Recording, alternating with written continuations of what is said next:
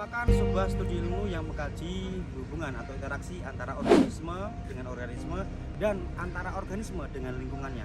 Di dalam ekologi ini, para ilmuwan dan orang-orang yang peduli terhadapnya menemukan akar permasalahan dari kerusakan lingkungan, yaitu aktivitas manusia. Kita akan mengkaji lebih dalam tentang ekologi dan bagaimana peran kita sebagai generasi muda untuk menyelam. Karena kerusakan lingkungan yang luar biasa inilah seorang ahli biologi dari Jerman yang bernama Ernst Haeckel mencetuskan sebuah istilah, yaitu ekologi. Apa itu ekologi?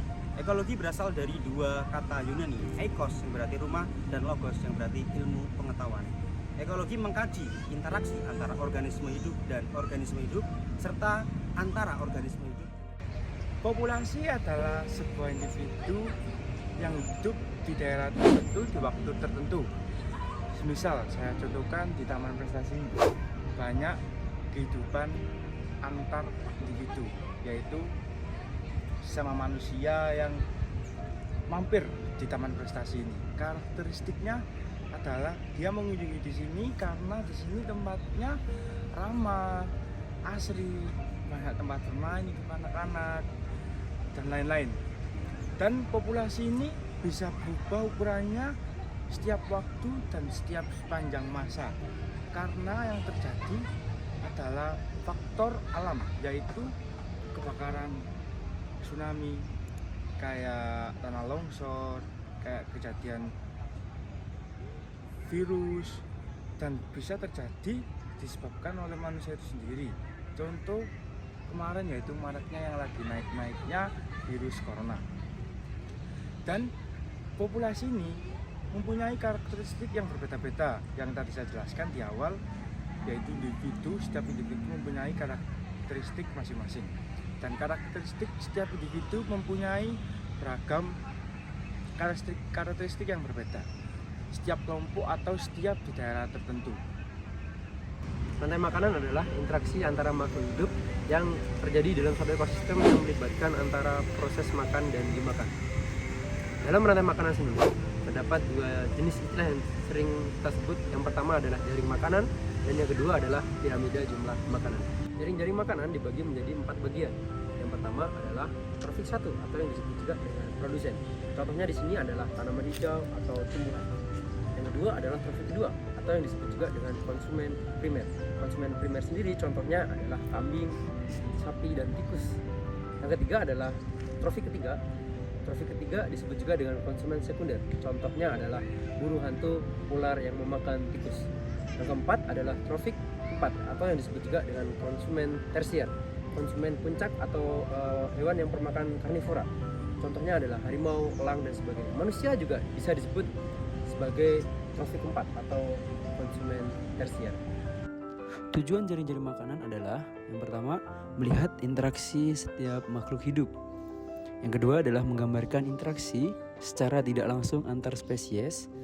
Dan yang ketiga adalah mempelajari kendali populasi di dalam suatu komunitas. Jadi kesimpulannya adalah jaring-jaring makanan bagian yang menjelaskan proses makan dan dimakan setiap spesies dalam suatu ekosistem. Piramida jumlah. Piramida jumlah adalah piramida ekologi yang menggambarkan proses suatu spesies dalam tingkatan trofik dalam rantai makanan. Piramida jumlah sendiri dibagi menjadi 3 bagian.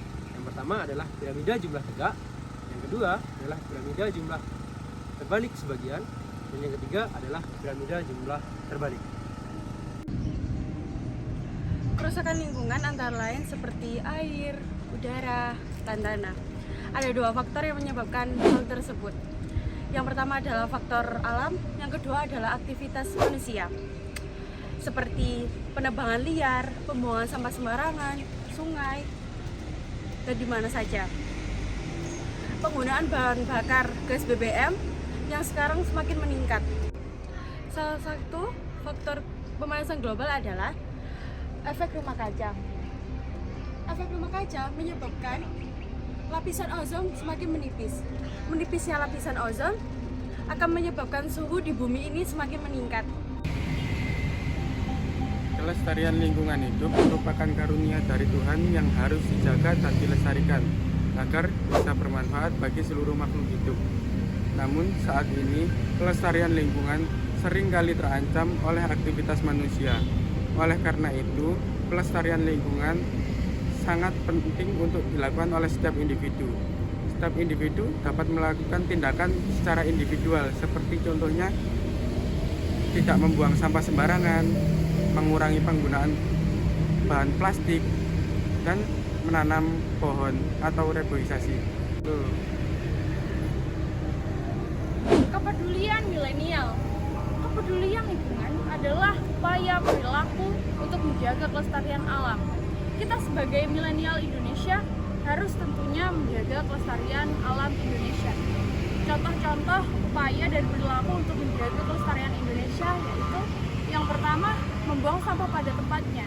Yang kedua, tidak mengotori sungai-sungai agar tidak tersumbat sehingga menimbulkan kebanjiran. Yang ketiga, reboisasi atau penanaman kembali di hutan yang gundul.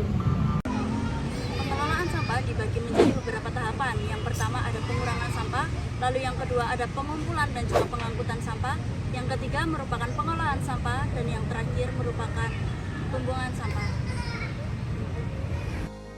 Pencemaran air dapat mengganggu keseimbangan ekosistem sungai dan mengancam kelangsungan hidup biota air. Selain itu, pencemaran air juga dapat mempengaruhi kualitas air tanah dan kesehatan manusia. Beberapa cara untuk mengurangi pencemaran sungai. Yang pertama, kita dapat mengurangi penggunaan bahan kimia berbahaya. Yang kedua, kita juga dapat mengolah limbah sebelum dibuang ke sungai. Dan yang ketiga, kita dapat mencegah sampah masuk ke sungai. Dan yang keempat, kita dapat menanam pohon. Dan yang terakhir, kita dapat menggunakan deterjen ramah lingkungan. Kerusakan hutan. Saat ini kerusakan hutan atau deforestasi menjadi krisis dunia.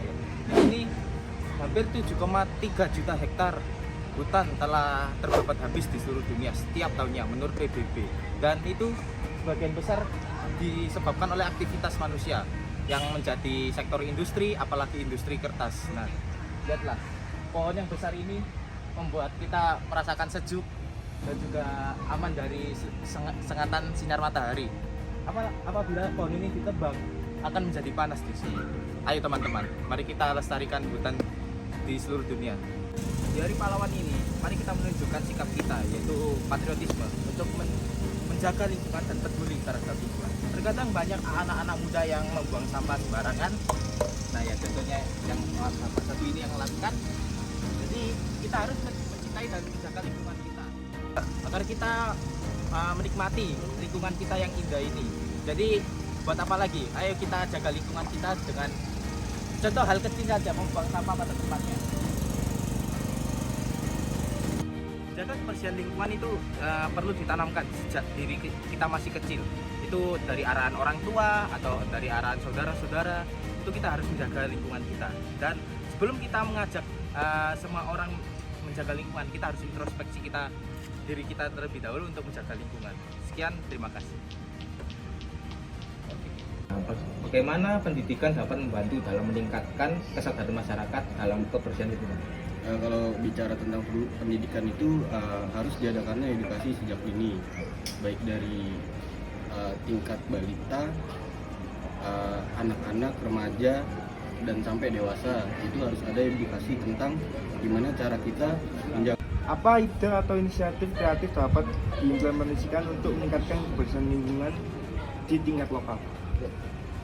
Kalau menurut saya, kalau di tingkat lokal seperti rumah tangga atau RT RW, baiknya seperti kerja bakti, ya gitu, seperti pendaur ulangan sampah di tingkat RT RW itu sendiri.